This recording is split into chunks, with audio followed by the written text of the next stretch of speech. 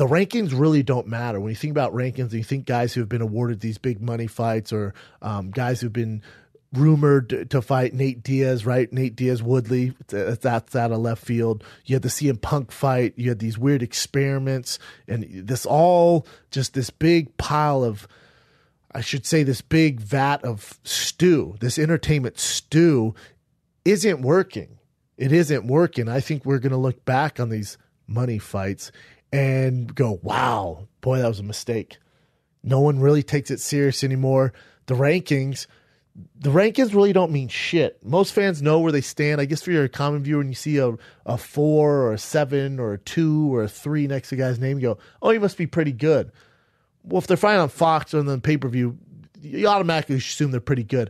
I don't need, when I watch baseball or football, a number next to the guy's name to assume he's a goddamn good fighter, good football player. We got to assume they're professionals. So the rankings, especially if you want to do the money fight stuff, go out the window. All rankings now is how it's basically like a high school yearbook. It's a popularity contest now. How big of a draw are you?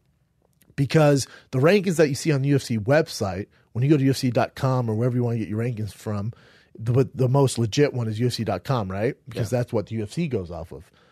Those do not matter. Because in the heads of the brass, the UFC brass, they don't go off those rankings.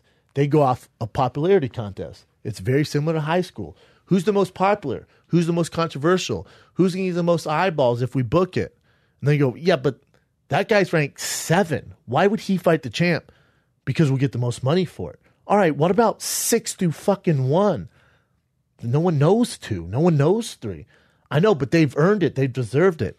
Doesn't matter. So the rankings, literally throw them out. They do not matter. If you're a fighter, they're fun to see. Wow, I'm number 2. Wow, I'm finally ranked top 15. Wow, I'm number 10. That's all good and dandy. And for the general fan to look at it and go, oh, cool, look, rankings, and he has a number by his name. But for the UFC brass, it doesn't. Their ranking system is different in their head. So you got to think, and that's why you get the Colby Covingtons. That's why you're getting these guys doing these weird promos because they're trying to up the ante of their ranking in the UFC, which we don't know what they're thinking. We have no idea where the rankings are as far as popularity. It's a popularity contest. So the official rankings aren't shit. They're almost laughable.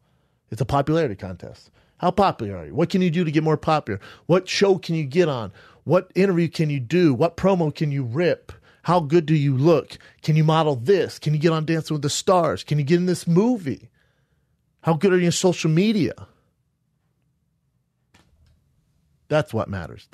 We're in the entertainment era. It's the entertainment era. But if you're going to make your bet in the entertainment era, you got to lay in it. And when you lay in it, you get ratings like the UFC on Fox 25, the UFC on Fox, whatever the fuck this was, 26, some of the lowest ever, because it's hard for people to keep up. There's a lot of going on. Where the stimulus of these huge money fights, it's so big that the downfall no one's caring about. The legit fights no one's caring about because you've put so much stock into this guy over here. These other talented dudes who maybe aren't as good on the mic, maybe don't look the best, but they have amazing fight records. They have amazing talent. You're forgetting about them. You're not marking them because they're not the entertainment fighters. They're not the money era fighters.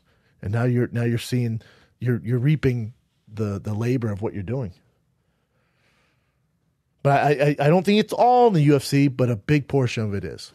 So, and that's what we get in these ratings. It sucks to see this because Rafael Dos Anjos and Robbie Lawler was an amazing fight. The whole card was good.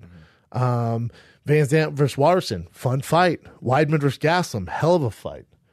You know, Chris Weidman was a world champion.